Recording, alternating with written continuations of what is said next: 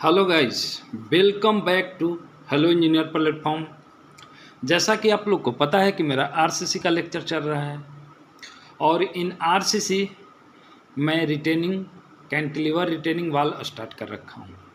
Last class में आप लोगों ने देखा था कि मैं some important criteria of cantilever retaining wall start किया था, जिसमें मैंने 4 क्राइटेरिया कवर किया था। आज हम उससे आगे का देखेंगे।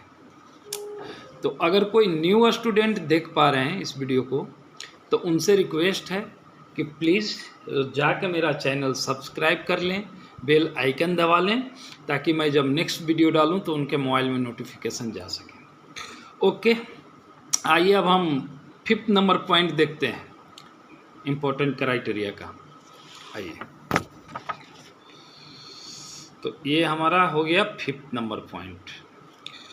5th नंबर पॉइंट क्या कहता है कि the main reinforcement in heel slab मैं बता दिया हूं, heel slab is placed at top face. Yes, अभी आपको मैं बता दिया कि हिल स्लैब्स किधर है, टॉ स्लैब किधर है। जिधर में ज़्यादा होगा वो हिल्स होते हैं, जिधर में कम होगा वो टॉ होते हैं। एक बार फिगर हम लोग के पास वो है, साथ में एक बार फिगर में देख लेते हैं। This is called heels, this is called toe. तो अभी ये क्या कह रहा है कि मेन रेनफोर्समेंट अगर हम देंगे हिल स्लैब की तरफ,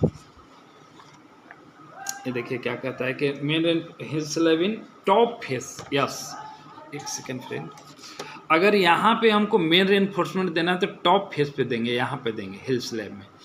अगर हम बॉटम स्लैब का बात करेंगे, एक सेकेंड, अगर टॉ स्लैब का जब बात करेंगे, हमारा सेकेंड वो जो है मेन रेनफोर्समेंट इन टॉ स्लैब, आइए,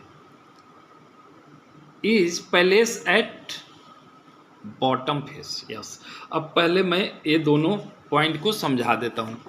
आ जाइए, ये हमारे पास फिगर है। आइए, अभी क्या कर रहा है कि हमारा ये इंपॉर्टेंट क्राइटेरिया है फ्रेंड, कहता है कि अगर हम हिल स्लैब में रेनफोर्समेंट प्रोवाइड कर रहे हैं तो मेन एक होता है मेन बार, एक होता है डिस्ट्रीब्यूशन बार। तो मेन जो रेनफोर्समेंट देंगे ना वो टॉप फेस पे देंगे फॉर हिल स्लैब के लिए। अगर ये बॉटम फेस में आ गए तो मेन रेनफोर्समेंट टॉ स्लैब में अगर आ गए हम तो मेन रेनफोर्समेंट कहाँ देंगे, बॉटम स्लैब पे, बॉटम फेस में। अभी जैसा कि ये देखिए मैं रेनफोर्समेंट बना भी रखा हूँ, ये हमारा मेन रेनफोर्समेंट ही बनाया हूँ मैं ये।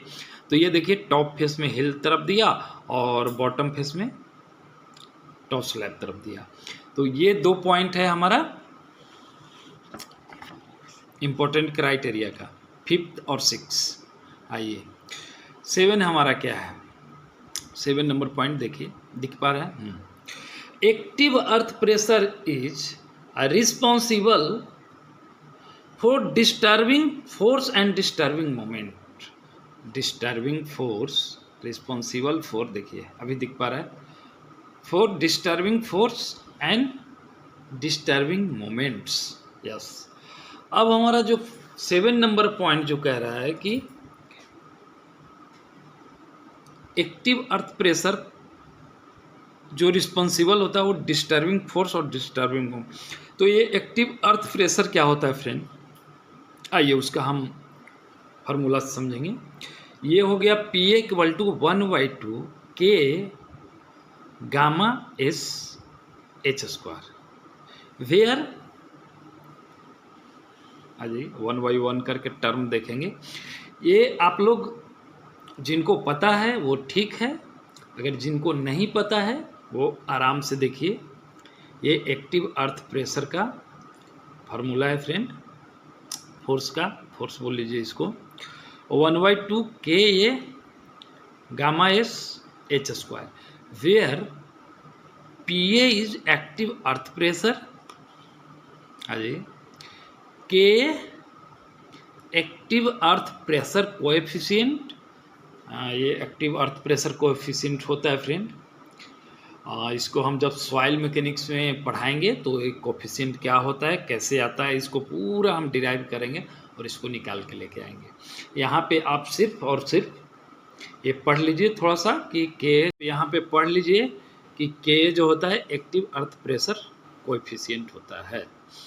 गामा एस क्या हो गया, unit weight of soil. Yes, हम लोग फ्रेंड ये रिटेनिंग वाल हम लोग क्यों करते हैं डिजाइन, हम लोग एक सॉइल प्रेशर के लिए ही तो करते हैं ना। जैसे हिली एरिया में फ्रेंड्स, मान लिए कि एक पहाड़ है और पहाड़ के नीचे हम लोग का घर है, किसी का भी घर है, तो अब जब रेन आएगा फ्रेंड, जब बारिश आएगा तो पहाड़ से तो कुछ मिट्टी कट के जिधर में डाउन स्लोप रहेगा, एक तो होगा कि पहाड़ तो अप स्लोप हो गया, और पहाड़ का जैसे जैसे मतलब जो नीचे डाउन स्लोप में जिसका घर रहेगा तो मिट्टी तो बारिश के कारण कट के घर में आएगा फ्रेंड।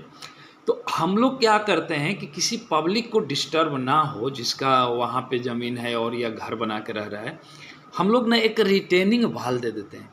तो रिटेनिंग वाल जो देते हैं ना फ्रेंड, उसी वाल पे वो सॉइल का प्रेशर आएगा। तो जो सॉइल का प्रेशर आएगा उस वाल पे, उसी का यूनिट वेट ऑफ सॉइल कह रहा है। समझ पा रहे हैं ना, गामा एस क्या है, unit weight of soil. Don't worry friend, जिनको पता है इट्स ओके, जिनको नहीं पता है मैं जब सॉइल मैकेनिक्स स्टार्ट करूँगा तो उसमें बहुत ही अच्छे से मैं ये यूनिट वेट ये सब सारा चीज़ कवर करूँगा। अब आइए, एच क्या है, हाइट ऑफ वाल। यस, अब आ जाइए, जैसा कि हमने बताया था आप लोग को कि हमारा रिटेनिंग वाल में 3 पोर्शन होते हैं। अभी भी हमारे पास I have a figure over here. ये है स्टेम वाला जो पार्ट है ना, वो हाइट ऑफ वाल होता है। तो हमारा हाइट ऑफ वाल कहाँ से ले लेंगे, टॉप पोर्शन से यहाँ तक वाल का ये हाइट हो गया। यहाँ से हम लोग ये तो नीचे चला जाएगा, ये तो फुटिंग में चला जाएगा, यहाँ से लेके यहाँ तक जो होगा ना हमारा एच हो जाएगा, मतलब हाइट ऑफ वाल। तो आइए आगे देखते हैं। हाँ, तो ये आप लोग देख लिया कि डिस्टर्बिंग फोर्स क्या है हमारा, या फिर earth pressure, active earth pressure क्या है, active earth 1/2 K gamma s H, where H is the height of wall, gamma is unit weight of soil, और K is the active earth pressure coefficient. ऐसे तो passive earth pressure भी होते हैं, ये soil mechanics जब मैं पढ़ाऊंगा ना तो आप लोग के बहुत अच्छे से एक्टिव, पैसिव, एट रेस्ट, ये सारे ही चीज़ समझाएंगे। ये पूरा एक चैप्टर ही है फ्रेंड एक्टिव पैसिव का, कोई बात नहीं। आइए अब आगे देखते हैं। तो जब हमने एक्टिव अर्थ प्रेशर निकाल लिया या एक्टिव अर्थ प्रेशर फोर्स निकाल लिया, तो अब हम डिस्टर्बिंग मोमेंट निकालेंगे। तो डिस्टर्बिंग मोमेंट कैसे निकालेंगे फ्रेंड, ये जो फोर्स हमने निकाला है ये वाला, उसको 1h/3 1/3 of height, 1/3 of height पे हम लोग मोमेंट देखते हैं फ्रेंड। ये क्यों देखते हैं, आइए आपको बता देता हूँ। यहाँ पे ये हमारा जो हाइट है ना, इसका 1/3 from top, from bottom, top नहीं बॉटम। क्यों, क्योंकि इसका ना अर्थ प्रेशर का जो हमारा डायग्राम बनते हैं ना फ्रेंड, ये इस टाइप का होता है। मैं आपको थोड़ा सा ये अभी तो यहाँ ये बताना नहीं था, लेकिन आप लोग समझ नहीं पाओगे। ये ट्रेंगल जैसा होता है फ्रेंड, ऐसा ये ट्रेंगल शेप का अर्थ प्रेशर बनेगा। तो आपने ट्रेंगल का वो पढ़ा होगा कि नीचे से जो हमारा सेंटर ऑफ सीजी जो होता है 1/3 पे होता है, अगर टॉप से चलेंगे तो 2/3 पे होता है। तो वहीं से हम लोग बोला है कि एच 1/3 पे होगा, ठीक है। एच बेस से जब चलेंगे ट्रायंगल का तो एच 1/3 पे हमारा, और फोर्स तो है ही पी ए, तो ये हमारा डिस्टर्बिंग मोमेंट हो जाएगा फ्रेंड। और हमारा आगे कौन कौन सा पॉइंट है, आगे 2 पॉइंट और है, उसको देख लेते हैं। Factor of safety against FOS, factor of safety है friend, against overturning and sliding should not be less than, दिख पा रहा है, should not be less than 1.4, ठीक है।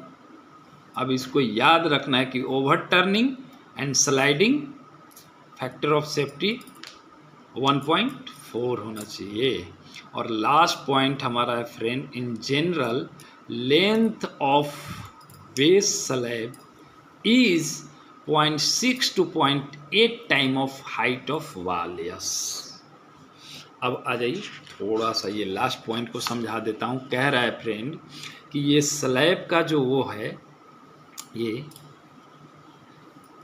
भी स्लैब या ये भी स्लैब, जनरली इन जनरल कह रहा है कि 0.6 to 0.8 time of height of बाल। मान लिए हाइट ऑफ बाल कितना, हाइट ऑफ बाल मान लिए 6 मीटर है, तो उसका 0.6 टाइम कितना हो जाएगा वो निकाल के देख लेंगे और वो स्लैब का हमारा वो हो जाएगा। ये बोल रहा है ना base slab, length of base slab. Yes, ये लेंथ ऑफ बेस स्लैब, ये फ्रेंड बेस स्लैब का लेंथ जो हो जाएगा यहाँ से लेके यहाँ तक कितना हो जाएगा, जितना बाल हाइट है उसका 0.6 to 0.8 टाइम। अगर हम एवरेज बात करें फ्रेंड तो 0.7 टाइम हम लोग लेके चलेगा। जितना भी लेंथ का हम लोग का रिटेनिंग बाल उठाना है उसका 0.7 टाइम लेके चलेगा। Okay friend, thanks, bye. हम फिर मिलेंगे नेक्स्ट वीडियो में। अगर कोई न्यू स्टूडेंट देख रहे हैं इस वीडियो को तो उनसे रिक्वेस्ट है कि जाके चैनल सब्सक्राइब कर ले, बेल आइकन दबा ले, ताकि मैं जब नेक्स्ट वीडियो डालूं तो उनका मोबाइल में नोटिफिकेशन जा सके। Okay, thanks, bye. हाँ, ओके बाय फ्रेंड, हम फिर मिलेंगे नेक्स्ट वीडियो में। बट यहाँ पे हमारा रिटेनिंग वाल, कैंटिलीवर रिटेनिंग वाल समाप्त हुआ। That's all about cantilever retaining वाल। मोटा मोटी हम लोग 95% जो इसका बेसिक जो कॉन्सेप्ट था कैंटिलीवर रिटेनिंग वाल का हम लोगों ने कवर किया। अब हम मिलेंगे नेक्स्ट वीडियो में कोई न्यू चैप्टर के साथ। ओके।